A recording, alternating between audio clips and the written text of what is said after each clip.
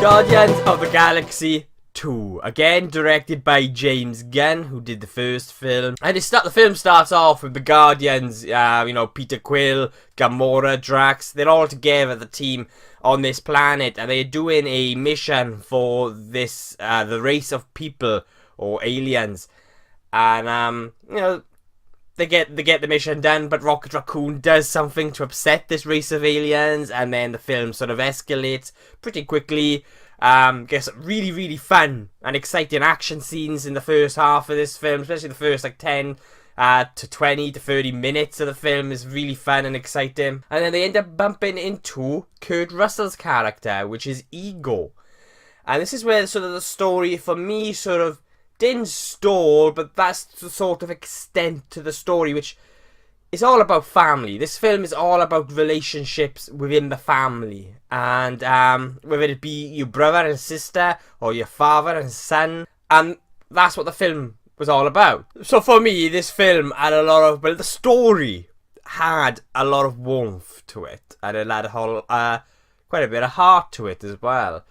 So before I go into the positives with Guardians of the Galaxy 2, first off, I'm going into this review, it's going to be spoiler free, but there might be one or two details that I might mention and you might consider a mild spoiler. So this review may contain mild spoilers, but I don't regard as being necessarily, really spoilerish. So I'm going to start off with the fun, the humour aspect of the movie. I loved the humour in this film. I found this film funnier than the first one. I found myself laughing more.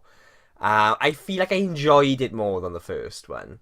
I liked the first movie, but with this, it was really funny. I liked the humour that was in this film. You got the opening scene, and I mean, for some this might be a very mild spoiler, but you got Baby Groot basically just dancing to Yellow Electrical Light Orchestra. From the top, I can't actually remember what the song is now, but I love that group. I love that band from the 70s. And you just got Baby Groot dancing to it at the beginning, and I just love that. And again, it also, that beginning scene set the tone of the film as well, very well. I mean, this film had a really sort of 70s sort of B-movie sort of cheesiness to it. And they really achieved that. And, it knew what it was, and it did. It felt like that. I loved that. The colour palette in this film was very bright and vibrant. I mean, I think they must have used every single colour in the spectrum. Do you know what I mean? You get so many sort of colours. I mean, they're bright and all of this. And it was a very sort of vibrant movie to look at. A very nice movie to look at. But yeah, very, very vibrant. In a way, it was almost as if at times you were watching a comic book in motion on the screen. So I'm going to go back into the story now, and for me the story of this film, right, when I was watching Guardians of the Galaxy 2, it reminded me so much of the original Star Trek TV series. That's what this film felt like to me, and that's not a negative, that's a positive. I mean, I love the Star Trek TV show. I enjoy the original TV show, and this for me felt very inspired by that original Star Trek show. It was just, this is where I may be going now into mild spoilers, but you've got Ego, and you discover the planet is alive, and inside the planet there's a brain, and you got all these ideas, and then it goes into gods, you've got gods that are involved and all of this, and to me, it was just very Star Trek, very cheesy, very corny, and I liked it. It was really, really, it felt very inspired by that TV show, and especially, that was obviously the era that they were aiming for, to sort of, when it came to the aesthetic of the movie, the look of the film, they were really going for that sort of very cheesy 60s, 70s sort of look to the film, and they really did achieve that. And even when it came down to the story, I mean, with the planet and all of that being alive and everything else, and yeah, it was very, very Star Trek. But then again, I've never actually read the comic books. When it comes to Guardians of the Galaxy, I've never read the comic books, so maybe that's what they were like. I don't know. But when watching this film as a viewer who's never really I'm not really familiar with the material that it's based on. That's how it came across to me anyway, and I really liked it. And I really like the theme of this film, which is all about family. I mean, it's all about sticking together and forgiving other people and forgiveness and all of that, and I really like that. And for me, that added a lot of warmth and heart to this movie by actually having the story sort of evolve around this, and I liked it. In fact, this was probably the most emotional Marvel movie I think I've ever seen to date. But I had a slight gripe about the emotional aspect. I'll get into that with the negatives. But this is, for me, I think this had the most heart when it comes to the Marvel movies, or the Marvel Cinematic Universe. Drax, the Destroyer, once again, played by Dave Bautista. And, again, I thought he was great in this film. I think he was one of the standouts. He had some of the funniest lines in the movie, especially one regarding the size of his turds. I really laughed out loud, and I just didn't expect it. And that's another thing I need to mention about the humor in this film. A lot of it was sort of random. You just don't expect it, and it was a little bit out there. So I could see in a way why some people would think, oh, maybe it was a little bit forced, because it was at times. It felt very, very like random and just sort of like, whoa, where did that come from? But to me, that's the sort of humor I like, and it just felt natural. But yeah, Drax the Destroyer by Dave Bautista, and he was great again. And no, it wasn't just funny, but there were a lot of moments in this film where it required, a little bit of emotion. And he added a lot of heart and warmth to his character in certain scenes, and you could see there was a lot going on, and he was really, really good. He portrayed this character really well. But there were moments in this movie where he added a lot of sort of depth to the character, which gave it a lot of sort of humanity. And all of this was down to his performance. I mean, through his performance, I felt, add a lot of depth to his character in this film. There were some really nice moments, but he also had a lot of funny moments as well, and he was really, really harsh to one of the other characters, Mantis. Mantis, by the way, is a new character, but he had a lot of lines thrown at her, and it was like, oh, that's cruel, but it was so funny. But he seemed to balance that sort of the humor as well as the sort of seriousness and the emotional side. He seemed to really sort of balance those two very well. But yeah, I loved the chemistry between the characters Drax and Mantis. But yeah, and that's, again, this is going back to relationships and what the film is about. You've got Drax and Mantis, Peter Quill, Star-Lord, and Gamora, and Peter Quill's father. You have that sort of relationship going on. Then you also have the relationship between Gamora and her sister, Nebula. So yeah, this film is all about relationships and sort of kind of accepting each other and forgiving each other and all of this and that, and I like that. And yeah, that's another thing I like when it comes to relationships in this film, is the relationship between Gamora and her sister Nebula. That is a lot more developed in this film. I do still think the character Nebula was underused a little bit again, just like she was in the first film, but there is much more of a developed relationship between these two characters, and I like that. It added a lot more emotional weight to the movie and depth, and but there were moments where the tone of the movie sort of shifted when it came to these two characters, I felt. But I liked that. I liked that the film in these moments it became a little bit edgier. And that was all down to the lines and the way they sort of performed the characters as Gamora and Nebula. I mean, the film did become a little bit darker and edgier, but that will lead me into sort of the tone of the film, which goes into my negatives. But still, I liked it. I mean, Marvel was, I was watching this film and I was thinking, oh, we go in somewhere different now. Marvel's actually, trying to attempt to make this a little bit edgier. And I like that. So Michael Rooker as Yondu, I was also given a lot more focus in this film than the previous movie. And he played actually quite an integral part of the story in this, which all again played into the sort of family theme. And I really enjoyed his character in this. If anything, I think he's one of my favourite characters in this particular movie. I really liked what he did with the character, and he was given, like I said, a much more integral part to the story, and it added a lot of emotional, again, weight to the film. And there were moments in this film where, yeah, I thought he was really good. Yeah, and his character ended up adding more to the emotional aspect of the movie. Kurt Russell as Ego was also very good. He looked like he was really enjoying himself in this movie. But yeah, I really, really liked Ego and what he did with his character. When it comes to the villain of this film, for me, I thought he was actually one of the better villains when it comes to the Marvel Cinematic Universe. Because when it comes to villains in these films, they tend to be quite weak. I think Doctor Strange was probably, from what I can remember, I think Doctor Strange had the most developed villain up until recently, but still was sort of weak, but was probably one of the better villains. And now we've got Guardians of the Galaxy 2, and the villain where it's very, very out there. Again, going back to Star Trek, I mean, the villain in this. Yeah, the villain in this movie is very out there. I just really liked him. I really liked it, the villain, and what he was, and what he stood for, and what he was after, and what he was searching for. And I just really dug it. And I was sitting there and I was thinking, oh yeah, no, this is the villain I like to see. I mean, it was probably the least human villain in a way. But also, I mean, there was a lot of human sort of aspect to this villain as well. I mean, in regards to what he was searching for and what his mission was. Still not one of the strongest villains, in the Marvel Cinematic Universe.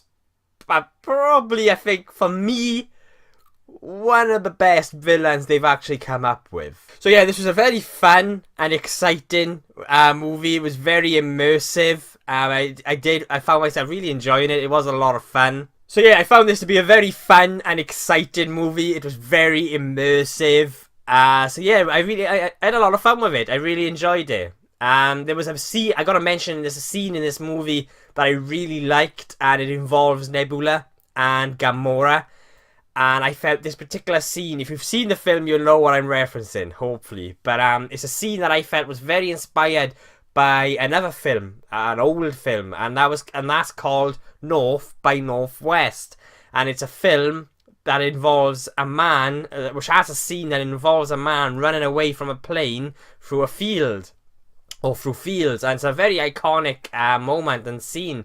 And there's a moment in this movie, Guardians of the Galaxy 2, involving Gamora and Nebula, and I felt it was very inspired by that scene. It was very, very similar, and I really liked it. It also reminded me a little bit of a scene from Goldfinger with James Bond, but I think this is, well, maybe I'm wrong, but it felt like it was inspired by North by Northwest. If anyone else noticed that, or if it came across to anyone else watching the film, that reminded you of that moment in North by Northwest, let me know below. But yeah, it sort of really, I liked it. But yeah, a very fun movie. It had a lot more focus on these characters. It really sort of focused more and developed the characters more, which I really appreciated. And I felt like, yeah, I really felt like I grew attached to these characters and emotionally attached to these characters now. I didn't feel that so much with the first film. But yeah, I felt that more with this one, and I really do think they really fleshed out these characters. James Gunn did a very good job at doing that with this film. I think he came up with quite a nice story, a story full of heart and warmth. I think he did a really good job with this, and dare I say it, a lot of people preferring the first one over this. I really think I enjoyed this movie more than the first one. Whether it be a better film, I don't know. It's been a long time since I've seen the first film, and I never reviewed it. But when it comes to this movie, I really think I enjoyed it more. There's two scenes I quickly want to mention before I just dive into my negatives. And there's a scene involving a giant... Is this going to be a spoiler? I don't think it is. But anyway, it involves a giant Pac-Man. That's all I'm going to say. And again, when it comes to the humour just being very random, that's how it came across to me. I just sort of really didn't expect it. Some people did, but when it happens, I really laughed out loud because I just thought it was incredible. It was perfect comic timing. I just loved it. And there was a scene involving the villain, which reminded me a tiny, tiny, tiny bit of the T-1000 from Terminator 2. And it's like a transformation scene. That's all I'm going to say about that.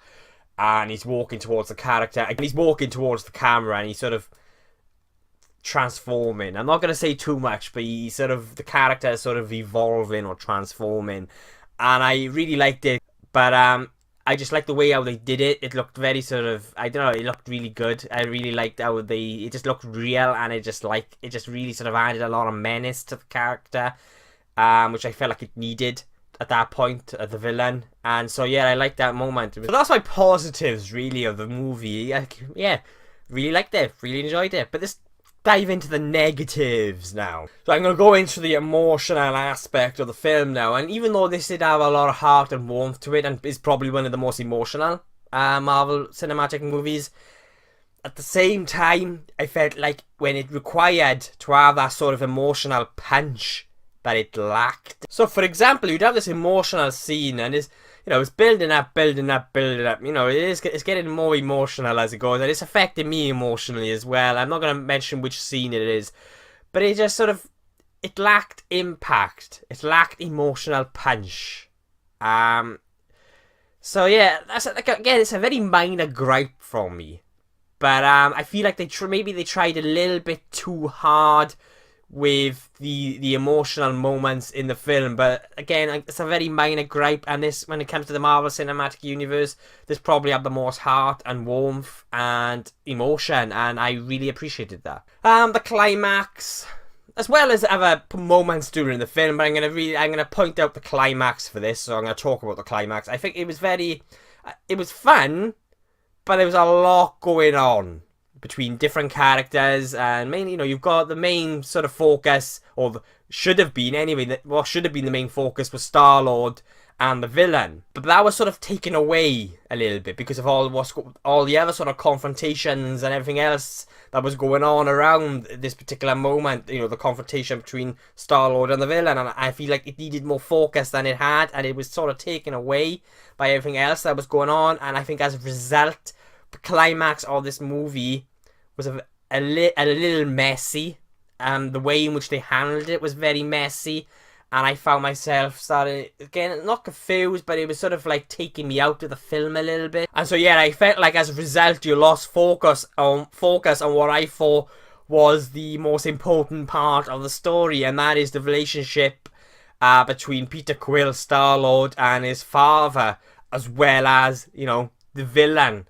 Like I said, I'm not going to say too much because I don't want to spoil anything. But yeah, for me, the movie sort of lost the focus on what I thought was really the most important part of the movie. So yeah, overall opinion, you know, when it comes to the negatives, I think the film felt very sort of bloated, as in you had a lot of different things going on involving different characters, and even though I liked how, you know, what they were doing, it just felt a little bit messy at times, and it felt like it was taking focus away from what the film was really about and where the focus really needed to be, and it was just sort of got it just a little bit messy, but I still really enjoyed it. The film would take a sudden shift in tone in certain moments, and showed signs of a bit of a darkness and edginess to the film, but that's, for me, is a positive in a way, because I really want them to sort of take more chances and take more risks. I feel like probably the biggest gripe for me was it didn't quite, I felt like I'd seen it all before, and this sort of, I suppose, goes back to what a lot of other critics have been saying up until this point, and that is, it doesn't feel quite as fresh or as original as the first film. I mean, there's still a lot of really cool and imaginative ideas in this movie, you know, especially when it comes down to the aesthetic and all of that. And I feel like when it comes overall to the Marvel movies, I felt like, in a way, no, this was sort of fresh in a way. But at the same time, it did feel like I'd seen it all before, and it did have that sort of very familiar Marvel formula, which I really feel like they need to change. So yeah, that's my thoughts and opinions of Guardians of the Galaxy 2. And the grade that I will be giving Guardians of the Galaxy 2 is a B+.